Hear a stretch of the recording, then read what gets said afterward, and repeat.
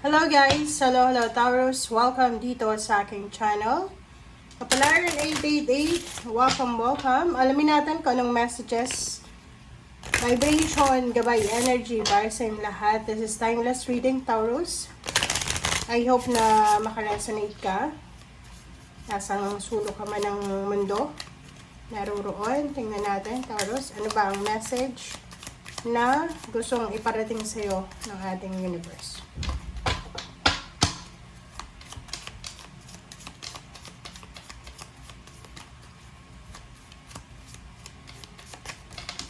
Alright. Wala. Taurus. Ano ba ang messages na para sa'yo? Okay. First card natin is number 21. This is mountain. Mountain is parang yung mga kinakatakutan mo sa buhay, Taurus. Yung mga problema, obstacles and challenges, yung mga sagabal sa mga plano mo sa buhay, kinakatakutan mo. Sinasabi ng barahan na to na you need to confront fear, or you need to confront ng matatag. Kumbaga, you need to be strong na komprontahin, harapin kung ano man yan na kinakatakutan mo. Okay?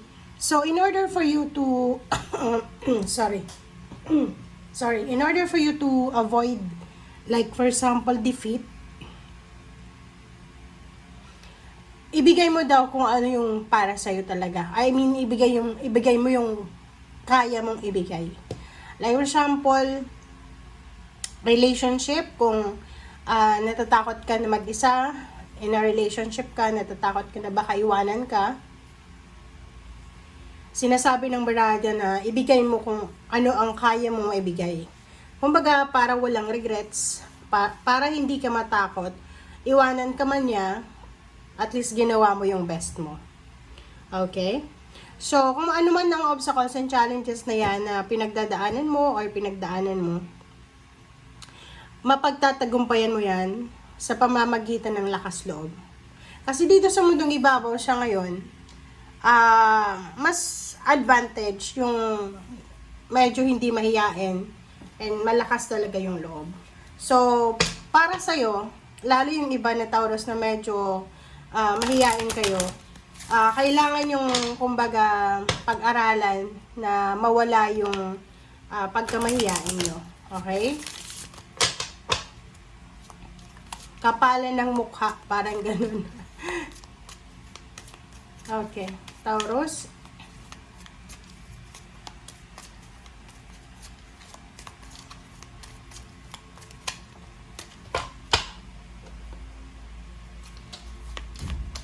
Walang lumalabas sa'yo ng maraming baraha.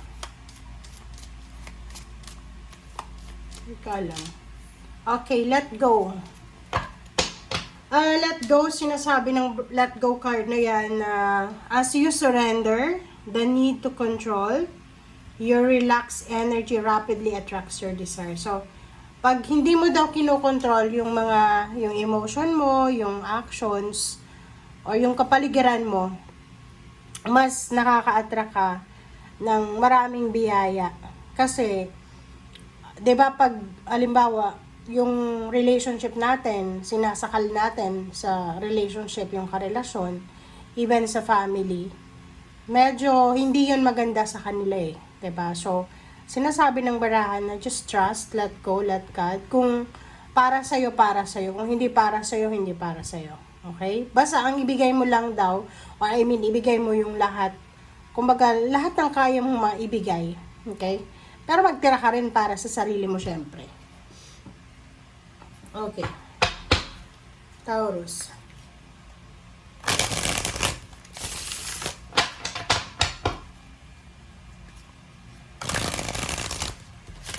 Ang laki na ito, guys, ng baraha.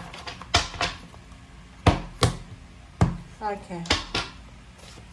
First card natin is the Hermit. Second is 10 of Pentacles.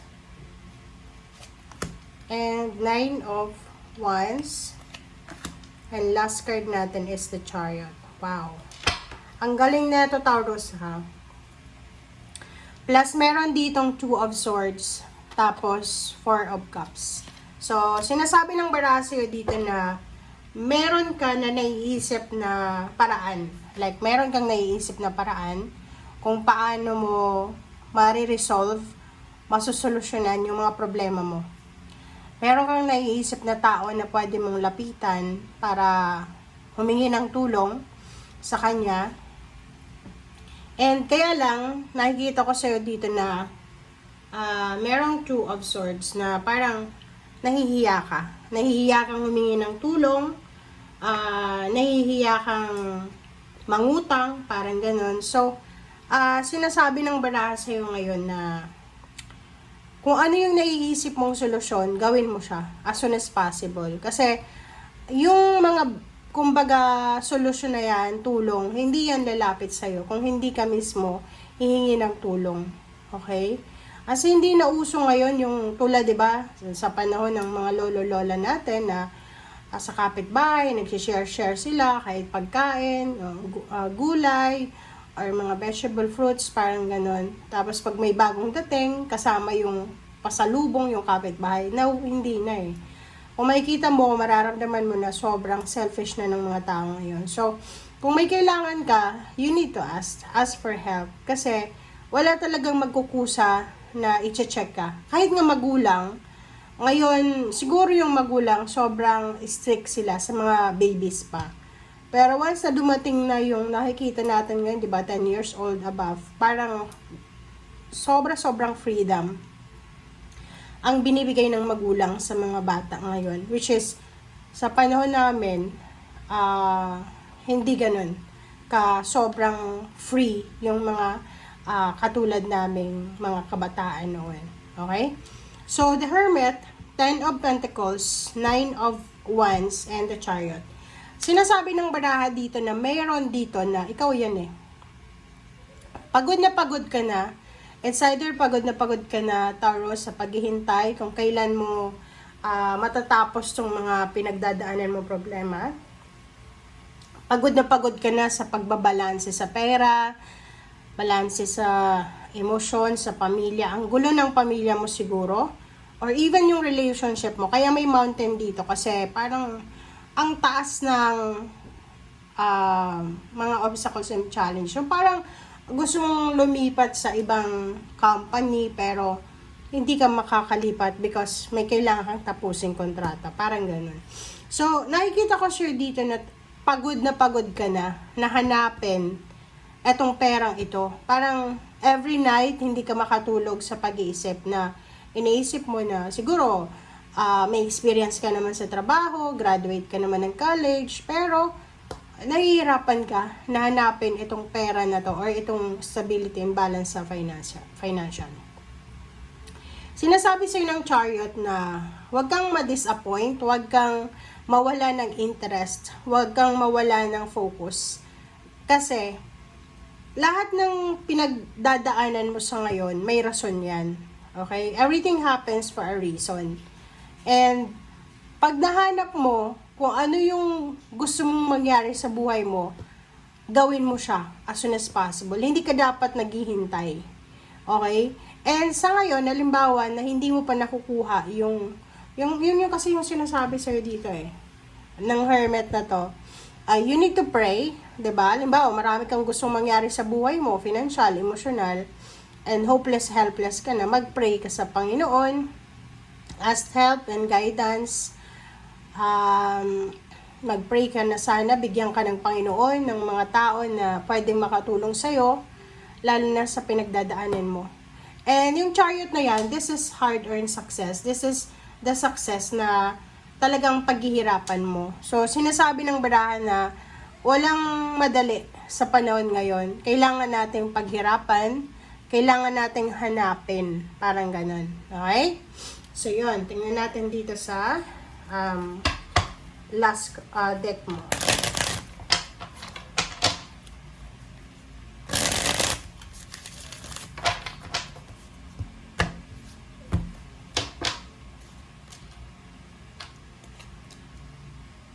Okay, this is the advice, oh.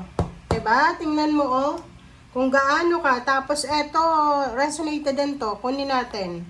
Oh, and eto ganun din, 'di ba? This is my first time talaga na makakuha ng ganitong baraha na resonated sa bawat baraha. Ito lang yung hindi nag-resonate eh, 'di ba?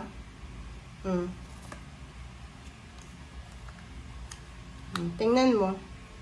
Wala na tayong dapat sabihin dito kasi same energy din eh. Sinasabi ng baraha na kung ano yung available sa ngayon, yun dapat ang hanapin mo. Kung while working for your dreams, dapat kung ano lang yung available ngayon, tanggapin mo na. And eto sinasabi ng baraha, huwag kang matakot. Kaya may takot dito eh. You need to trust your intuition. Direkta ka lang, di ba? Parang sinasabi, continue mo lang yung plano mo patungo doon sa satisfaction, sa achievements. Thank you guys for watching. Bye!